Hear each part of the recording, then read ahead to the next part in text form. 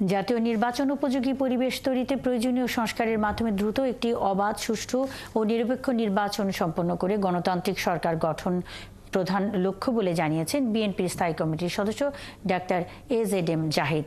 দুপুরে রাজধানীর ইঞ্জিনিয়ার ইনস্টিটিউটে এক আলোচনা সভায় তিনি এসব বলেন। তিনি বলেন, দেশে সার্বিক স্থিতিশীলতা বজায় রাখতে বিএনপি সর্বদা অন্তর্বর্তীকালীন সরকারের পাশে রয়েছে।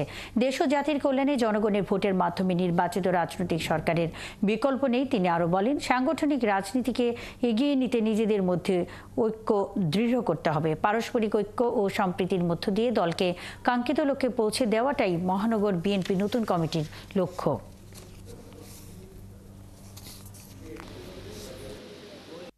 আপনারা আপনাদের নেতা নির্বাচিত করবেন। রাজপথে কারা ছিল, কারা আন্দোলন সংগ্রামে ছিল, কারা কারারুদ্ধ হয়েছিল, তারপরেও গণতন্ত্র পুনরুদ্ধারের আন্দোলন থেকে সরে দাঁড়ায়নি।